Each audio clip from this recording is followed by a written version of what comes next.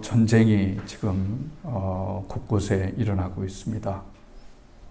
우크라이나와 러시아 전쟁이 계속해서 지속되고 있고, 또 이스라엘과 팔레스타인의 하마스 간의 전쟁이 일어나서 지금 한 5천 명가량이 목숨을 잃었고, 이제 조금 있으면 지상전이 이제 개최된다고 합니다. 그러면 또 얼마나 많은 사람들이 비극 속에서 지옥이라고 그러잖아요. 지금 팔레스타인은 지옥입니다.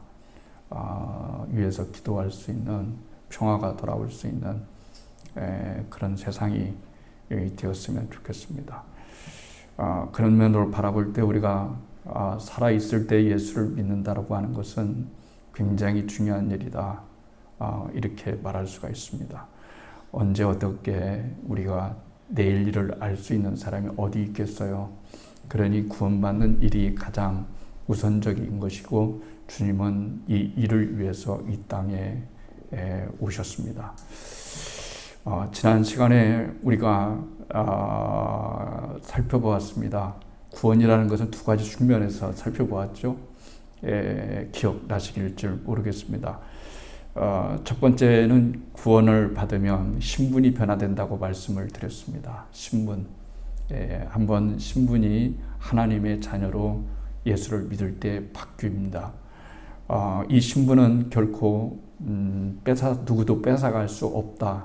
신분이 하나님의 자녀다라는 말은 새로운 피조물이 되었다는 얘기죠. 중생했다는 얘기입니다. 하나님의 자녀가 되었다는 말입니다. 그런데 또 한 가지 신분, 우리의 신분이 하나님의 자녀가 되었고, 또 하나는 수준의 이야기를 얘기했습니다. 다른 말로 말하면 실력이라고도 말을 할 수가 있습니다. 수준, 거기에 맞는 하나님의 아들, 하나님의 자녀에 걸맞는 수준을 살아내야 되는데, 바로 태어날 때는 그렇게 살아날 수가 없습니다. 어떻게 바로 태어난 아기가 어른의 일을 할 수 있고, 어른의 사고를 할 수 있고, 어린이 될 수가 있겠습니까? 어린아이로 시작해서 소년기가 필요하고, 청소년기가 필요하고, 젊은기가 필요하고, 또 중년기, 노년기가 있던 것처럼 우리의 삶의 과정도 마찬가지다. 이것을 신학적 전문 용어로 성화다, 이렇게 말씀을 드리는 겁니다. 내가 구원을 못 받았기 때문에 죄를 짓는 것이 아니라, 구원을 받아서도 여전히 새로운 본성과 옛 본성이 싸우기 때문에 우리는 끊임없이 우리 마음속이 전쟁터가 있다는 것을 알아야 됩니다. 세상에 보이는 것만 전쟁이 있는 것이 아니라 내 안에서도 새로운 본성과 옛 자아가, 새 자아와 옛 자아가, 새 마음과 옛 마음이 자꾸 부딪히게 됩니다. 예수를 믿으려면은 믿으면 새 사람이 되는 거죠. 그러니까 옛 사람이 안 되려고 하지만 자꾸 내 옛 본성이 자꾸 드러나서 나로 하여금 내가 원치 않는 그 일을 하게끔 하는 것이 우리들의 마음속에 성령의 소욕을 갖느냐, 육신의 소욕을 갖느냐, 표현이 여러 가지가 나와 있지만 사실은 그런 싸움이다, 이렇게 말을 할 수가 있습니다. 그렇기 때문에 무엇보다도 중요한 것은 뭐냐면 거듭나는 것입니다. 거듭나는 것이 굉장히 중요합니다. 거듭나지 않으면 하나님 나라를 볼 수 없다, 이렇게 말했습니다. 들어가기는커녕 볼 수도 없다라고 하는 말이죠. 볼 수도 없는데 어떻게 하나님 나라에 들어갈 수가 있겠어요? 주님께서 말씀하시기를 물과 성령으로 거듭나야 된다, 니고데모에게 그런 말씀을 하셨어요. 그러면 우리가 다 이제는 예수님을 믿었어요. 그러면은 어떻게 분간할 수 있을까요? 내가 거듭났다는 거, 구원받았다는 거, 내가 죽어도 내 삶이 지금은 형편없지만 그러나 예수 그리스도를 구주로 고백하는 내 마음속에 구원이 있다는 것을, 새 사람이 되었다는 것을, 구원의 중고를 어떻게 알 수 있느냐라고 하는 것이 굉장히 중요합니다. 이것을 확인하라, 그렇게 말을 했습니다. 여러분, 이 확인하는 일이 얼마나 중요한 겁니까? 중요한 것일수록 확인합니다. 언젠가도 말씀을 드렸지만 이 확인한다는 것은 굉장히 중요한 일이라고 말할 수가 있습니다. 여러분의 가정에 100억짜리 다이아몬드가 있다고 한다면 이 다이아몬드를 집의 장롱 속에다가 집어넣고서 있으면 밖에 나가기가 얼마나 불안한지 알 수 없습니다. 그래서 갔다 오면은 뭔부터 여러분 확인할까요? 밥그릇부터 활용을 합니까? 그러니까 이제 농문 열어보고 꼭꼭 쌓아두는 금고에 들어있으면 그 금고를 열어봐서 늘 확인해 보는 겁니다. 왜는 그런 걸까요? 그만한 가치가 있는 것이기 때문에 그렇습니다. 그런 것과 마찬가지로 우리가 구원을 받으면 너의 구원을 확증하라. 너희들이 구원을 받았는지, 지금 구원을 가지고 있는지, 구원을 안고 살아가는지 그 일을 점검하라는 거예요. 이게 굉장히 중요합니다. 예수님께서 소년 시절 때 한 번은 예루살렘에 올라가신 적이 있죠. 그렇잖아요. 올라가신 적이 있어요. 유대인들은 유월절이 얼마나 큰 절기인지 알 수가 없습니다. 지금은 인구가 많이 감소해서 그랬지만 우리도 옛날에 먼 일이 있으면 시장바닥 갔다라고 그랬잖아요. 또 사람이 너무 많고 오악직거라고 굉장히 많기 때문에 그렇습니다. 그런데 우리가 6월절은 그보다 훨씬 더 많은 사람들이 명절을 새로 이제 6월절을 예루살렘에 가는데, 예루살렘이라는 것이 여러분 크지 않지 않습니까? 그런데 전국 각지에서 수십만 명이 모이면 발 디딜 틈도 없고 굉장하지요. 6월절이 끝나고 이제 아는 사람들, 동네 사람들, 가족들, 그리고 친척들 이렇게 모여가지고 이제 어디를 가게든 집으로 내려가게 되는 거죠. 그냥 얘기하면서 재미있게 내려가는 거예요. 그런데 한 중간 정도 왔을 때 마리아와 요셉이 보니까 예수님이 안 계신 거예요. 예수님이 안 계신 거예요. 그때까지 예수님이 있겠지라고 생각을 한 거죠. 그래서 빨리 급히 예수님 찾으러 올라갔습니다. 예루살렘에 올라갔죠. 거기 성전에 계신 예수님을 찾을 수 있었고 같이 내려오게 되었습니다. 이 성경의 이야기에서 우리가 생각해야 될 것은 바로 그거입니다. 마리아와 요셉처럼 우리가 인생길을 가면서 구원은 그냥 따라온 거지, 구원은 다른 당상이야, 이렇게 하지 말고 주님께서 말씀하신 대로 두렵고 떨림으로 너의 구원을 이루라, 이렇게 말씀하셨기 때문에 우리가 구원을 항상 재점검을 해야 되는 거죠. 내가 중생한 자로서 살아가고 있는지 하는 것을 점검하는 것이 굉장히 중요한 일이라고 말을 할 수가 있습니다. 아까 제가 서두에 지난주에도 중요한 것을 말씀드렸습니다. 구원이라고 하는 것은 신분이다. 신분이 바뀌어지는 거다 그랬습니다. 여러분 신분이 바뀌어졌어요. 여러분이 신분이 바뀌어졌다는 것을 알아야 됩니다. 이게 굉장히 중요한 겁니다. 어느 날 갑자기 노예가 주인을 섬기다가 아들이 없는 그런 귀족을 섬기다가 노예로 살다가 죽을 때 이 귀족이 자기의 인장반지를 이 노예에게 끼워주고, 너는 이제 앞으로 노예로 살아가지 말고 내 아들로 입양할 거야, 이렇게 하면은 로마 시대 때에 단번에 신분이 바뀌는 그런 놀라운 일, 더 이상 노예가 되지 않고 귀족의 귀족으로서 살아가는 그런 일이 생긴다면 여러분 얼마나 기쁘겠어요.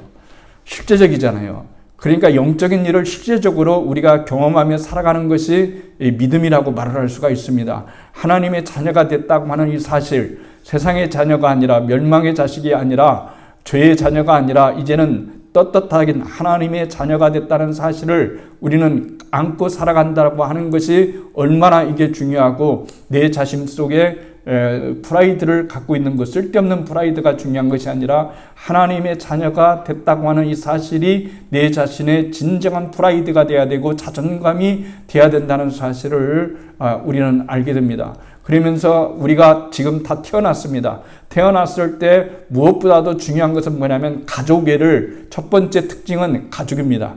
자, 태어나면은 여러분 누가 먼저 옵니까? 엄마 아빠가부터 아기를 의사가 누구에게 갖다 줍니까? 이제 여러분 산파가 엄마 품에 가져주는 거죠. 엄마 품에 아기가 태어나면 처음 안깁니다. 아빠가 달려옵니다. 아빠가 안습니다. 오빠가 안습니다. 형이 안습니다. 할머니가 안습니다. 할아버지가 안습니다. 보고서 너무너무너무 기뻐하는 거죠. 왜 그런 걸까요? 새로운 생명이 가족으로 태어났기 때문에 그런 거예요. 너의 가족이 아니라 내 가족으로 태어났기 때문에 그런 겁니다. 옆집 아저씨, 여러분, 옆집 아줌마가 아기 탄생했다고 혹은 다른 사람이 무조건 방문해가지고, 산부인과 방문해가지고 아기 탄생한 아이를 아무도 모르는데 막 축하한다고 하고 탄생한다고 뭐 이런다고 하면은 사람들이 이상하게 여기겠죠? 그런 것처럼 우리가 인생을 살아가면서 정말로 중요한 것은 뭐냐면 내가 거듭났는지 거듭나지 않았는지의 첫 번째 특징이 한 20여 가지, 30여 가지도 더 많지만 이것을 다 충족시킬 수 있는 사람은 하나도 없어요.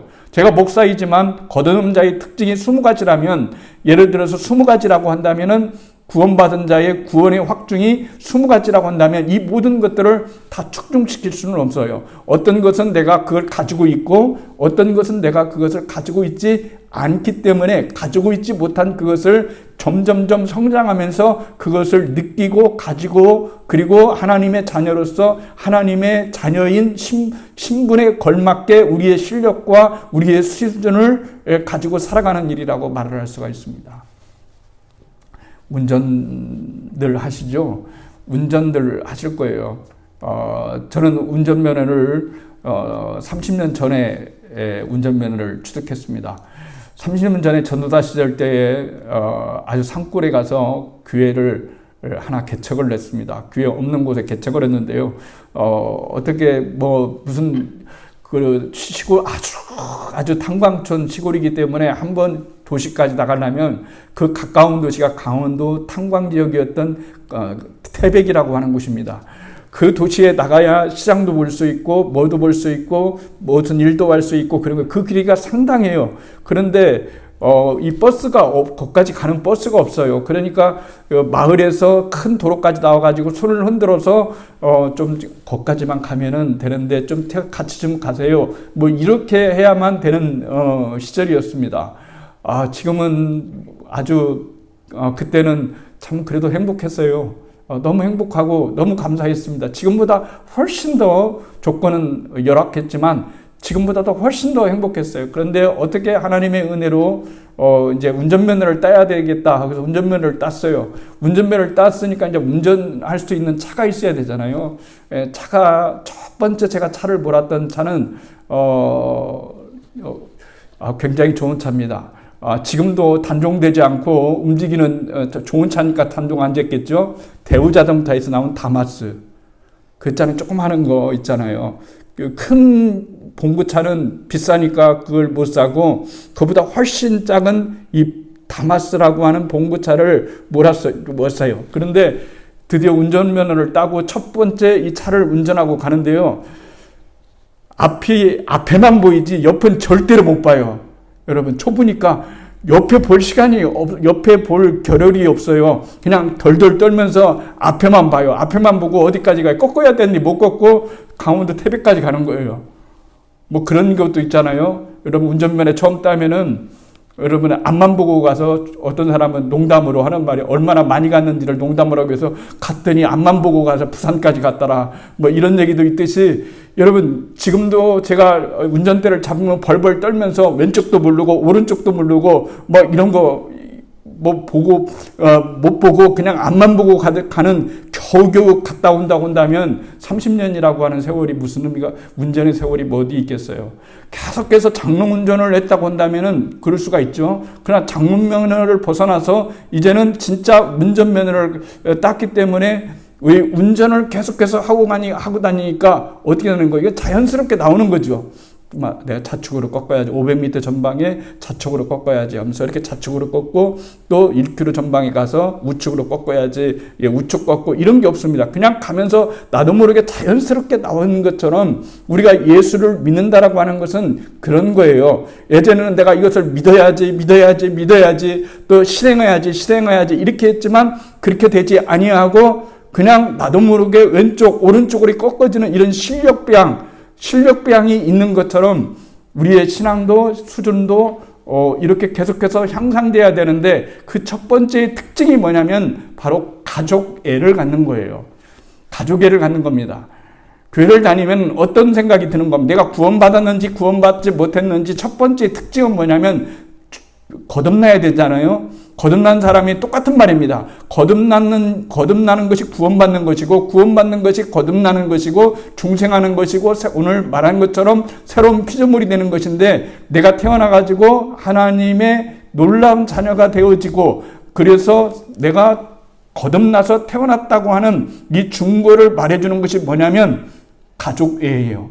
내가 가족애를 가지고 있다. 라고 하는 거죠.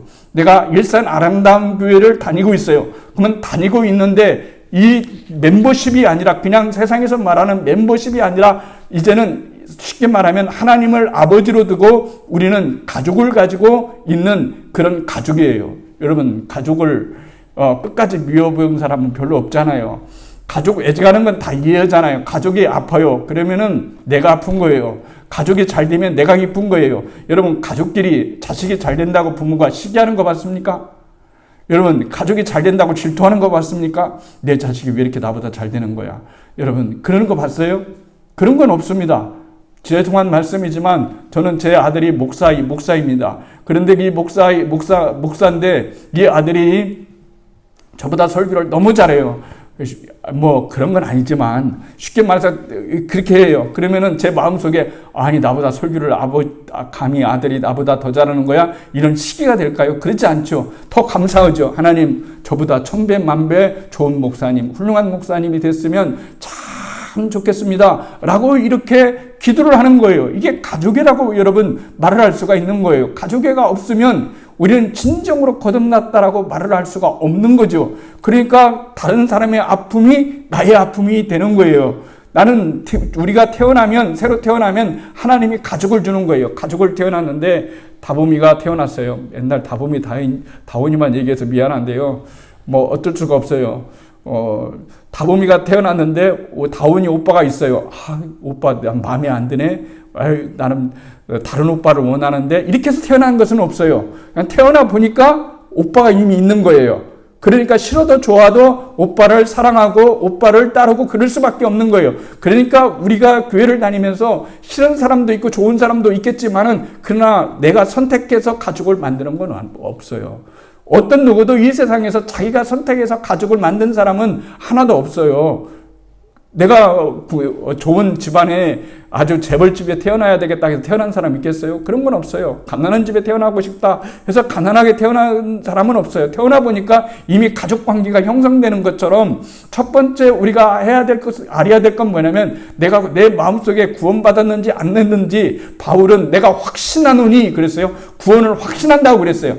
구원을 확신할 수 있다는 얘기예요. 구원받은 증거, 새 사람이 된 증거를 어떻게 우리가 구분할 수가 있겠어요? 눈으로 보일 수가 있겠어요? 눈으로 볼 수가 없는 거죠. 눈으로 볼 수 없지만 느낄 수는 있다는 거죠. 무엇을 느낄 수가 있는 거예요? 내 마음속에 예전에는 정말 그러지 않았는데 교회 가면 김 집사님도 고맙고 박 집사님도 고맙고 뭐 이 권사님도 고맙고 장로님도 고맙고 다 내 가족 같아요. 그 아픔이 내 아픔이 되고 내 기쁨이 되고 그래서 기도하게 되어지고 그런 거죠. 지난주에 우리 장로님과 우리 권사님들, 성도님들과 함께 우리 이은석 권사님 신방 다녀왔어요. 20여 년 이상을 우리 교회 다녔는데 몸이 안 좋으셔서 이제 교회를 잘 못 나오시니까 신방을 갔어요. 아무튼 흥이 좋으신 분이에요. 틈만 있으면 조금이라도 흥이 나면 춤추시고 새로운 분이 오면은 막 안아주시면서 막 기쁘다 하고 좋다고 하고 또 막 목사 좋다고 그냥 막 볼을 비비시고 뭐 이러셔도 마냥 좋은 거죠, 여러분.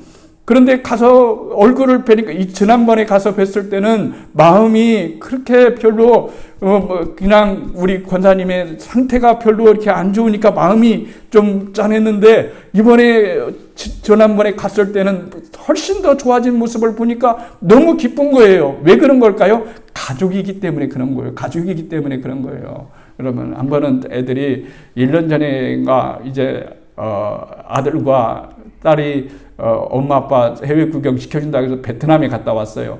베트남에 갔는데 한국 사람이 왜 이렇게 많아요? 여러분, 베트남에 갔는데 한 2박 3일, 3박 4일인가 이렇게 끼고서 다녀왔는데 갔더니 어디를 가든지 한국 사람이 이렇게 많은 거예요. 그런데 한국 사람 만나면 여기 또 한국 사람이야? 이런 게 아니고 한국 사람 만나면 너무 기쁜 거예요. 왜 그런 거예요? 같은 나라의 피가 흐르기 때문에 그런 거예요. 끌리는 거예요. 같은 피가, 같은 민족이라고 하는 것이 끌리는 거예요. 그런 것처럼 우리가 거듭나게 되면 같이 예수님을 믿는다. 얘기하다 보면은 그런 거 있지 않습니까? 우리 교인도 아닌데 사업을 하든지 회사를 다니든지 뭐 하든지 세 사람이 왔어요. 알고 보니까 예수 믿네요. 나도 예수 믿네요. 그러면 어떤 마음이 생겨요? 내 마음이 개방되는 거예요. 활짝 열려요. 끌려요. 더 잘해주고 싶어요. 뭔가 더 주고 싶어요. 뭔가 더 친절하고 싶어요. 왜 그런 걸까요? 거듭났기 때문에 그런 거예요. 거듭나면 그런 가족애가 생기는 것이니까요. 여러분, 한 몸이 됐기 때문에 그런 거예요. 예수님의 몸으로 예수님을 머리로 삼고 한 몸이 됐기 때문에 그렇게 기쁜 것이라고 말을 할 수가 있어요. 그러니까 첫 번째 우리가 내가 거듭났는지 거듭났는지를 우리가 생각할 때 그 많은 것 가운데 첫 번째를 먼저 꼽으라면은 그 가족애인 거예요. 가족애 그렇잖아요. 이 가족애가 얼마나 여러분 중요합니까? 그렇잖아요. 가족애처럼 중요한 것이 여러분 없어요. 우리 아버지가 돈 못 벌어오니까 나는 다른 곳에 다른 부잣집에 갈 거야. 이런 사람이 어디 있어요? 그렇게 될 수도 없지만 그렇지 않아요. 그 사람보다 우리 아버지가 훨씬 더 훌륭해요. 훨씬 더 좋아요. 훨씬 더 적이에요. 그러니까 제가 볼 때 가족에게 있다고 한다는 뭡니까? 여러분을 볼 때에 한 사람, 우리 장로님으로 비롯해서 권사님, 집사님 모든 것을 봤을 때 제 마음속에 너무 귀하고 너무 훌륭하고 너무 좋다는 마음이 내 마음속에 진짜 들어있을 때 제가 목회자로서의 그런 자격도 있는 거지만 그 이전에 거듭난 자로서의 모습이 우리들 가운데 있기 때문에 첫 번째 우리가 꼽을 수 있는 것은 가족애라고 하는 거예요. 여러분은 옆에 사람을, 우리 교인들을 가족애라고 여러분 느낍니까? 가족애 있잖아요. 가족애, 이게 너무너무 중요한 얘기예요. 여러분, 가족애처럼 중요한 게 어디 있어요? 가족이 없다면 얼마나 외롭고 쓸쓸하겠어요. 가족이 있었기 때문에 내가 태어난 거예요. 그리고 가족이 있기 때문에 내가 길러진 거예요. 그리고 하나님께서는 우리에게 새로운 가족을 주셨어요. 아이 주님, 여기 말고 좀 다른 데로 가족 주시지 왜 하필이면 여기에요? 이렇게 말할 수가 없는 거예요. 하나님의 뜻이 다 있기 때문에 그런 거예요. 우리가 선택해서, 제가 제 어머니 밑에서 가난한 집에 태어나지 말고 좀 부잣집에 태어났으면 좋겠는데 이렇게 말할 수 있지만 절대로 그렇게 말할 수 없는 것은, 태어나는 것은 내 자유가 아니고 하나님의 놀라운 은혜로 나를 이 가정에, 이 교회에 하나님이 불러주신 하나님의 놀라운 은혜가 있기 때문에 첫 번째 이 특징은 가족이라고 말을 할 수가 있는 거예요. 그 사람의 기쁨이 내 기쁨이 되고 그 사람의 슬픔이 내 슬픔이 되어지는 그런 거예요. 두 번째는, 거듭난 자는 내 자신의 삶에 누군가 개입하고 있다는 사실을 느끼게 되는 거예요. 예수를 믿기 전에, 거듭나기 전에는 그런 걸 못 느꼈어요. 그런데 이상하다.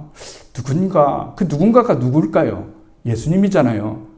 그 누군가가 예수님이잖아요. 하나님이잖아요. 하나님이 내 삶에 관여하고 있다는 것이 느껴져요.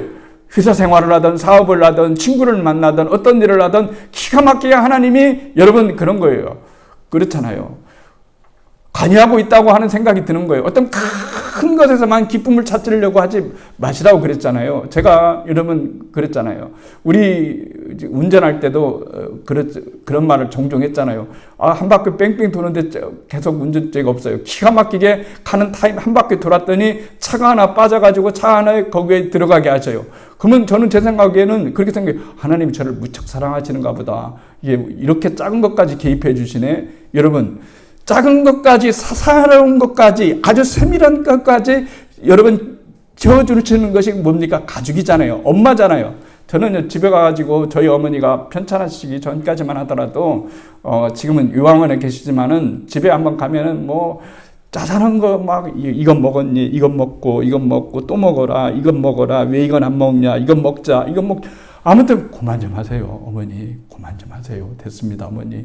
그래도 상관없어요. 이것도 먹고 저것도 먹고 이것도 먹고. 왜 그런 걸까요? 가족이기 때문에 그런 거예요. 왜 그런 걸까요? 자식이기 때문에 삶에 개입하고 싶은 거예요. 삶에 개입하고 싶은 거예요. 가족이니까 개입하는 거예요. 나 이제 살아가니까 절대로 나 개입하지 마세요. 이런 게 없어요. 힘들고 아무리 어려워도 찾아갈 때 부모밖에 없고 가족밖에 없는 거예요. 그러니까 가족애가 있는 것이 중요하고 무엇보다도 중요한 것이 뭐냐면 내 인생을 살아갈 때 하나님이 큼직큼직하게 어떤 일을 경험했을 때마다 하나님이 개입하신다라고 하는 이 놀라운 이 사실을 여러분이 순간순간 여러 가지 모로 느껴야 되는 거예요. 목사는 목사대로 느끼고 여러분은 여러분대로 하나님이 기가 막히게 이건 하나님이 하시는 일이다 라고 하는 거예요.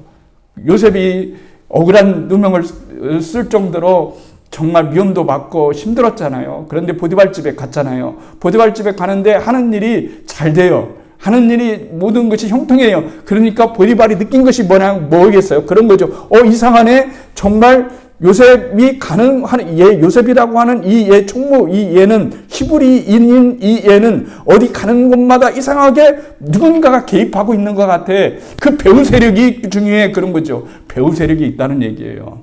여러분, 배후 세력 있잖아요. 세상은 두 종류의 배후 세력밖에 없어요. 하나는 하나님의 배후 세력이고 하나님의 뒤에 있는 배후 세력이고 또 하나는 사단이 뒤에 있는 배후 세력인 거예요. 이 둘이 언제나 충동할 수밖에 없는 거예요. 그렇기 때문에 우리가 거듭난 자로서 정말로 지표, 그 시금석을 알아볼 수 있는 중요한 잣대 하나가 뭐냐면 말씀드린 대로 하나님이 내 삶을 개입하신다는 거예요. 개입하시네? 하나님이 개입하시네? 하나님이 내 삶에 뭔가 개입하시는구나 라고 느낌이 드는 거예요. 이것을 캐치할 수 있는 사람, 이것이 거듭난 사람이라고 말을 할 수가 있어요. 세 번째는 겸손해지는 거예요. 거듭난 사람은 겸손해지는 거예요. 거듭났는데 겸손해지지 않는다. 이건 거듭나지 못했기 때문에 여러분 그런 거죠. 거듭난 자의 특징은 많은 것 중에 하나가 겸손해지는 거라고 여러분 말을 할 수가 있습니다. 니고데모가 영생을 어떻게 해야 됩니까? 거듭나야 된다고 말을 했어요. 주님께서 말씀하신 것은 이런 거예요. 학벌도 필요 없어요. 인목도, 재력도, 인기도, 유명도 그 어떤 것도 필요 없고 주님이 원하시는 한 가지의 자세의 덕목은 뭐냐면 바로 겸손이에요. 겸손입니다. 얼마나 그런 겁니까? 그러니까 우리가 인생을 살아갈 때 정말로 중요한 자세의 목은 그 사람이 점점점 겸손해지는 거예요. 근데 교회 다니는데 점점점 교만해진다. 이거 그리스도인이라고 말할 수가 없는 거죠. 그리스도인이라면 정말로 점점 겸손해져야 되겠죠. 다윗이 기름을 부음 받았어요. 다윗 인생에 있어서요. 적들이 있었는데 잊지 못할 네 사람이 있었어요. 네 사람이 있었어요. 첫째는 사울이고요. 두 번째는 압살롬입니다. 그 다음에 세 번째는 시므이입니다. 네 번째는 요압입니다. 이 네 사람이 인생에서 너무너무나 힘들게 했던 사람이에요. 이 네 사람이 가장 힘들게 했어요. 그랬죠? 근데 자식하고의 문제는 어느 정도 해소될 수 있어요. 왜냐하면 자식이 아무리 나에게 반역을 해도 자식이니까 이해할 수 있어요. 근데 나머지 세 사람, 시므이, 가장 어려울 때, 가장 힘들 때, 도망가고 있는데, 그냥 그냥 마음이 너무 괴롭고 지금 반란이 일어나서 도망가고 있는데 눈물을 흘리면서 그것도 밤에 도망가고 있는데 그때 틈을 타서 시므이가 막 다윗에게 돌을 던지면서 이 더러운 놈아, 이 악한 놈아, 이 저주받을 놈아 막 이랬어요. 여러분 그런 소리 들어봐요. 얼마나 마음이 아프겠어요. 생각해봐요. 지금 잘 나갈 때도 아니고 지금 힘들 때인데 거기다 불길을 더 얹어준다면 얼마나 힘들겠어요. 너무 힘들지 않겠어요? 그런데 초점을 두지 않습니다. 우리는 사람의 행위에 초점을 둡니다. 그러나 겸손한 사람은 하나님에게 초점을 둡니다. 이게 이길 수 있는 비결이에요. 그 사람과 환경에 초점을 두면 이거 세상 말로 좀 가슴이 찢어지는 거죠. 얼마나 아픈 거겠어요. 당장 화를 내죠. 같이 화를 내면서 당장 저놈의 목을 베어올까요? 이렇게 아비새가 얘기했어요. 그랬더니 그러지 마라. 하나님이 저를 통해서 나를 지금 꾸짖는 것이다. 만약에 이것이 억울한 것이 된다면 하나님께서 나를 용서해 주시지 않겠냐? 하나님이 나를 불쌍해 주시지 않겠냐? 참았다고 하나님이 함께 해 주시지 않겠냐? 이렇게 얘기를 여러분 시므이가 주변 사람에게 얘기를 하는 거예요. 이게 겸손한 자의 모습이라고. 하나님이 그것을 받으셨어요. 하나님께서 그것을 은혜를 입히셨어요. 이거 굉장히 중요한 일이라고 말할 수가 있죠. 겸손한 자가 되지 않았다면 정말로 단칼에 단칼에 죽여오라 그랬어요. 전쟁이 끝나고 나고 반란이 진압된 뒤에도 그는 약속대로 그를 죽이지 않았어요. 겸손한 자의 모습이라고 말을 할 수가 있는 거죠. 구원받았다고 해서 얼마든지 찬스를 활용할 수 있어요. 여러분, 찬스 있잖아요. 우리 보통 할 때 무슨 찬스 얘기해요? 아빠 찬스, 엄마 찬스 얘기잖아요. 근데 우리는 하나님 찬스도 있어요. 하나님 믿으니까 하나님 찬스 있잖아요. 얼마든지 그 찬스 사용할 수 있어요. 근데 그 찬스를 사용하지 않는 것, 이것이 미덕이라고 그러잖아요. 쟤는 아빠 찬스 받았어. 쟤는 엄마 찬스 받았어. 뭐 이런 거잖아요. 그런데 다윗도 하나님 찬스를 가지고 있는 사람이에요. 무슨 찬스를 받았어요? 왕의 기름 부음을 받았어요. 그러니까 사울이 자기를 죽이려고 했을 때 얼마든지 방어적으로 그는 합리화시킬 수 있어요. 하나님 찬스를 사용할 수 있었어요. 그러나 하나님 찬스를 끝까지 사용하지 아니하고 모든 것들을 하나님의 손에 맡긴다고 하는 것이, 이것이 진정한 겸손한 자의 모습이라고 말을 할 수가 있는 거예요. 후배들을 돌아보면서 안타까울 때가 많이 있어요. 제 모습 젊었을 때 막 그렇잖아요. 막 의가 강하잖아요. 의가 강하고 막 잘못된 거 보면 못 보고 막 화내고 막 이런 거 있잖아요. 후배들 그런 것 모습을 보면은 참 안타까워요. 저게 목사의 모습이 아닌데, 나도 젊었을 때는 한때 저랬지만은 세월이 지나니까 그게 중요한 게 아니에요, 여러분. 사람이 잘했냐 잘못했느냐가 중요한 것이 아니라 그것을 관용할 수 있는 그 관용의 마음이 있느냐 없느냐가 훨씬 더 중요한 일이라고 말할 수가 있어요.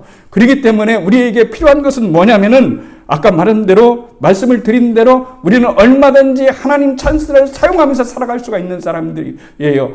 예수님도 이 땅에 오셨을 때 그리스도라고 하는 찬스를 사용하고 하나님 아버지로 둔 분이기 때문에 얼마든지 힘으로 할 수 있었지만 그분은 언제나 십자가를 지시면서 자비와 긍휼과 사랑으로 우리를 이끄셨다는 것을 알 수가 있어요. 네 번째로는요, 진정한 거듭난 자의 특징, 내가 거듭났는지 안 나는지의 특징은 진정한 회개가 있다는 거예요. 죄는 원죄가 있고 자범죄가 있어요. 원죄는 누구나 가지고 있는 죄예요. 이 죄는 여러분 꼭 한 번은 해결해야 되는 죄예요. 원죄, 아담으로부터 내려왔던 그 DNA가 죄로 있는 이 죄는 우리 모두 인간이 다 가지고 있어요. 그렇기 때문에 반드시 회개해야 될 죄예요. 그래서 우리는 회개하고 예수를 믿었어요. 그러고 난 다음에 우리는 어떤 죄를 짓습니까? 자범죄를 짓는 거예요. 그 다음부터는 우리가 실수도 하고 잘못도 하고 이렇게 될 수가 있는 거죠. 그랬을 때 우리가 하나님 앞에서 죄를 짓고 회개했을 때 왜 그럽니까? 법을 어겼기 때문에 회개하는 겁니까? 여러분 생각은 어떠세요? 율법주의자들은 율법을 어기면 회개합니다. 내가 율법을 어겼습니다라고 회개해요. 그러나 우리는 율법주의자가 아닙니다. 우리는 하나님의 자녀입니다. 그런데 하나님의 자녀는 어떤 것이 다르냐면은 이런 것이 다른 거예요. 회개할 때 법을 어겼기 때문에 회개하는 것이 아니라 아버지의 마음을, 어머니의 마음을, 하나님의 마음을 아프시게 했기 때문에 회개를 하는 거예요. 여러분, 이게 다른 거예요. 다른 어떤 율법이나 법률을 어겼기 때문에, 도덕적인 윤리적인 죄를 지었기 때문에 그것이 아픈 것이 아니라 그 이전에 하나님의 마음을 아프게 했기 때문에 우리가 하나님 앞에 나가서 죄를 회개하고 하나님께 죄를 진정으로 비는 거예요. 삭개오가 있잖아요. 삭개오 보십시오. 예수님이 죄를 회개하라고 한마디 하더라도 하셨습니까? 그렇지 않잖아요. 키가 작고 난장이하고 그 인생에서 살아갈 수 있는 비결은 뭘까요? 돈이에요. 돈만 있으면 되는 거예요. 돈만 있으면 모든 사람이 나를 따라오는 게 돼 있다고 생각한 사람이 삭개오예요. 삭개오는 세리장이에요. 돈 많이 모으면 친구는 자연적으로 오게 될 것이다 라고 이렇게 말하는 사람이 있어요. 저는 때때로 목회자들 얘기하다 보면 이런 얘기 들을 때 참 무서워요. 뭐냐면 다 필요 없어. 성도만 많아지면 돼. 성도 수만 많아지면 모든 사람들이 다 머리 숙이고 돌아와. 뭐 이렇게 말할 때 가슴이 아파요. 아니, 정말 그런 건 기업인가? 교회가 기업인가? 세상 사람들은 그런 마음을 가지고 있어요. 돈만 있으면 모든 사람들이 다 숙이고 오고 쩔쩔매고 내가 모든 것을 다 할 수 있다라고 여러분 생각하는 거예요. 그런데 실상은 그렇지가 않아요. 친구는 있지만 진정한 친구는 없는 거예요. 그게 사람을 외롭게 만드는 거예요. 여러분은 그렇잖아요. 여러분 주위에 사람이 없습니까? 그래서 외롭습니까? 그런 건 아니에요. 사람이 그렇게 많은데 나를 진정으로 사랑해 줄 사람, 나를 진정으로 이해해 줄 사람, 나를 진정으로 관용해 주고 나를 품어주고 내가 힘들고 외롭고 쓸쓸할 게 기대해 줄 수 있는 그런 사람이 없기 때문에 결국은 우리가 외로운 거 아니겠어요? 예수님을 믿는 이유는 바로 그런 거 아니겠어요? 사람에게 아무리 기대도 인간은 외로울 수밖에 없는 존재예요. 그러나 주님은 삭개오에게 찾아간 거예요. 삭개오야 내려와라. 오늘 내가 내 집에 가야 되겠다. 이렇게 말씀하시는 거예요. 하나님이 나같이 여러분 죄된 집에 손가락질하면서 더러운 놈, 나쁜 놈, 아무튼 땅딸보 뭐 무슨 별명이 다 가지고 있어요. 뭐 그런 집에 가가지고 하룻밤 유하해야 되겠다라고 이렇게 말하니까 깜짝 놀란 거죠. 어떻게 저런 선지자가 진정한 선지자라면 저런 사람은 집에 들어가서 유할 수가 있겠느냐라고 이렇게 말을 했단 말이죠. 그렇지만 예수님은 그 집에 들어가서 같이 밥을 먹으면서 친구가 되어주었어요. 친구가 되어주니까 돈이 다 필요 없는 거예요. 예수님 얻었으니까 이렇게 얘기했잖아요. 너도 아브라함의 자손이다. 이렇게 말해주잖아요. 이 말 한마디를 듣는 순간 모든 것들이 다 풀리는 거예요. 지금까지 나는 아브라함의 자손이 아니었어요. 다른 사람이 볼 때 너는 아브라함의 자손이 아니야. 너는 매국노야. 동푸에 세금을 뜯어다가 노마에 바치고 착복하는 세장이야. 라고 이렇게 얘기했지만 예수님은 그렇게 비난을 하지 않았어요. 예수님이 그 사실을 몰랐겠어요? 여러분, 예수님이 직접적으로 사람 붙잡고 비난하는 일 봤어요? 비난하는 일 보지를 못했어요. 이게 여러분 중요한 일이라고 말을 할 수가 있어요. 거듭난 것을 확인하는 것이 중요합니다. 저는 계속해서 한 20가지를 보려고 얘기하고 있습니다. 이 모든 것을 다 가지고 있다면 얼마나 좋겠어요. 그러나 그렇게 가지고 있지 못한다 할지라도 여기에서 몇 가지만 내가 가지고 있다 할지라도 우리는 거듭난 거예요. 그리고 그 상태에 머무르는 것이 아니라 점점 더 구원받은 자의 특징으로서 갈 수 있는 그런 실력을 배양하는 거예요. 그리스도인은 실력이 있어야 되는 거예요.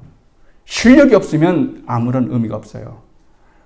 여러분, 진정으로 주님과의 이 관계를 든든히 하는 것이 중요합니다. 내밀한 관계를 하는 것이 중요한 거예요. 중요해요. 종교적인 행위 말고요. 마틴 루이드 존스가 말하는 것처럼 기독교의 가장 큰 적은 사탄 마귀가 아니라 오히려 사탄 마귀에 의해서 종교인이 되는 것이다라고 하는 거예요. 종교인이 되는 것처럼 기독교에 무서운 적이 없는 거예요. 여러분, 부목사 시절 얘기해서 죄송합니다. 정말 행사가 너무 많아요. 목사님, 여러분 저한테 이렇게 얘기하는 사람도 있을지 몰라요. 우리 교회는 왜 이렇게 목사님 행사가 없어요? 뭐도 없고 이런 사람도 있어요. 그런 많은 이유가 있어요. 부목사 시절에요. 행사가 얼마나 많은지 알 수가 없어요. 정말 이 행사가 이거 끝나면 이거 예수님 만날 시간이 없어요. 설교를 주일날에 제대로 들어본 적이 없어요. 너무 바빠서 제 영혼이 막 완전히 망가지는 거예요. 말라지는 거예요. 그 오직했으면 제가 남들이 가기 싫다고 하는 그 상가 하나 성도 하나 없는 그곳에 제가 개척으로 나가겠다고 왔겠어요, 여러분? 너무너무 그래. 그러면 그 속에서 하는 사람들은 행복했을까요? 행복하지 않아요. 늘 와서 고민하는 게 장 목사님 고민 있어요. 뭔 고민입니까? 너무 바쁘게 돌아가는데 너무 지치고 힘들어요. 맨 행사, 그 행사한다고 해서 여러분이 정말로 어떤 일이, 교회 일이 많아졌다고 해서, 어떤 일을 많이 참석한다고 해서, 여러분, 내가 진짜 좋은 신앙인이 되는 걸까요? 그게 아니에요. 예수님을 만나야 되는 거예요. 예수님과 함께 지내야 되는 거예요. 예수님과 늘 교제하면서 살아가야 되는 거예요. 제가 여러분에게 늘 말하고 싶은 것은 뭐냐면, 결국 거듭난 자라고 하는 것은 부모와 함께 하는 거예요. 하나님과 함께 하는 거예요. 여러분이 인생을 살아가면서 하나님과 함께하지 아니하면 진정으로 참다운 그리스도인이라고 말을 할 수가 없는 거예요. 내 안에 보물이 있는 것처럼 중요한 것이 없어요. 예수님을 믿는 것은 거듭나는 겁니다. 거듭난 자는 그리스도인이라고 말하는 겁니다. 그리스도인이라는 것은 반드시 그 신분에 맞게 실력이 배양되는 사람들이라고 말을 할 수가 있어요. 예수님을 모시고 사는 사람이 되어야 됩니다. 그러면 우리는 거듭난 사람이 되는 것입니다. 여러분의 삶 속에 진정으로 이 거듭남의 특징들이 있어서 그래 나는 거듭난 사람이야. 이런 믿음을 가지시고 부족한 면이 있다면 이 면을 채워야지. 나는 가족애가 부족해. 그러면 가족애를 채워야 되는 거예요. 나는 거듭난 자로서 주님을 못 느낀다면 느끼도록 여러분의 삶을 방향을 바꿔야 되는 거예요. 이렇게 구원받은 자의 특징들을 하나씩 우리가 가다 보면은 확신이 생기는 거예요. 부족함을 메우는 거예요. 이런 그리스도인이 진정으로 되올 때에 여러분의 삶이 힘이 나는 거예요. 힘이 나야 되잖아요. 사람 때문에 힘이 납니까? 여러분? 돈 때문에 힘이 납니까? 그러면은 없으면요. 어떻게 되는 거예요? 이 세상은 다 없어져요. 이 세상 별것도 아닙니다. 가족애가 있어야 됩니다. 가장 첫 번째 꽂는 이 가족애. 저는 지금도 우리 교회를 위해서 기도해주는 많은 성도들을 감사하고 있습니다. 유튜브를 보면서 지금 미국에 있는 장인선 집사님도, 권우정 집사님도, 문혜원 집사님도, 반주를 20년 이상을 했던 우리 미연이도, 그리고 처음에 와서 이사 갔던 최지연 성도도 언제나 가족애를 보내주는 거예요. 목사님의 설교를 늘 듣고 있어요. 힘내시기를 바라겠어요. 가족이 아니겠어요? 떠나면 끝나는 거 아니겠어요? 근데 가족애가 있다는 거죠, 아직. 이 가족애, 이것은 사람이 만들어주는 것이 아니에요. 거듭난 자로서의 특징으로서 주는 것이라고 말을 할 수가 있는 거예요. 이 가족애가 진정으로 우리들 가운데 있기를 주님의 이름으로 축복합니다.